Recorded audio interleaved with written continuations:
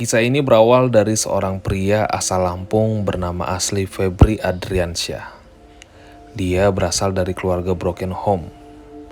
Dibesarkan neneknya hingga SMA, lalu setelah lulus SMA, dia merantau ke Thailand untuk operasi ganti kelamin.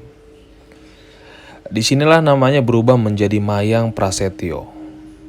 Singkat cerita, Mayang merantau ke Australia.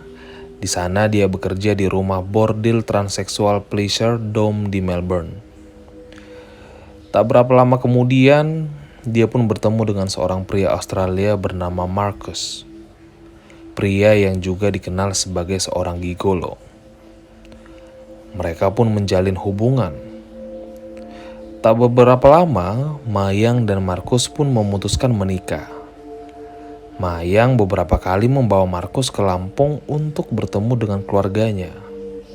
Setelah itu, mereka memutuskan kembali ke Australia dan menyewa apartemen di sana.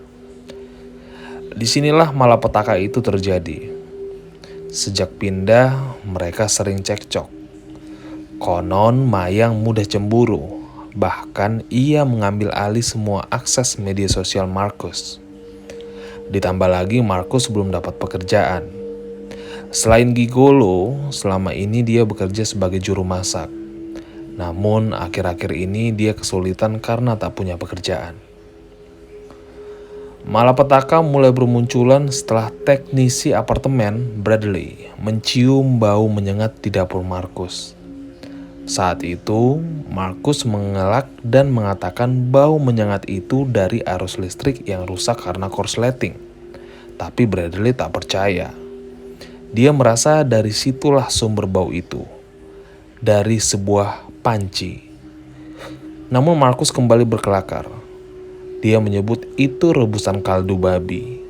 Tapi menurut Bradley, baunya lebih mirip makanan anjing.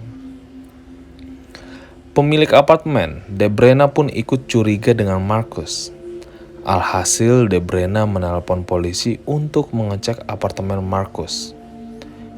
Esoknya, pada Sabtu 4 Oktober 2014, dua polisi mendatangi apartemen Marcus dan Mayang.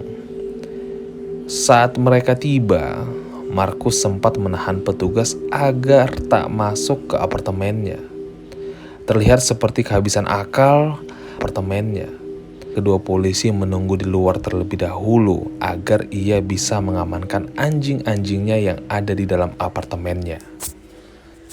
Tapi itu hanya sebuah alibi. Ternyata Marcus kabur dari jendela belakang. Dan tak disangka polisi menemukan panci besar di lantai dapur dengan kaki yang mencuat dari dalam. Mayang dicincang habis-habisan. Tak hanya itu, polisi juga menemukan kepala Mayang di mesin cuci. Potongan tubuh itu pun dipastikan milik Mayang Prasetyo.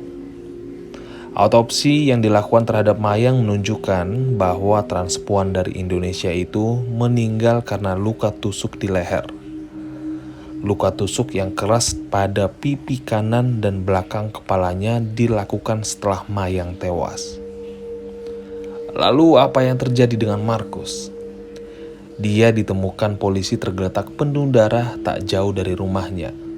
Luka di leher dan pergelangan tangannya diduga akibat sayatan pisau yang dibawanya sendiri. Marcus pun tak tertolong dan dinyatakan tewas.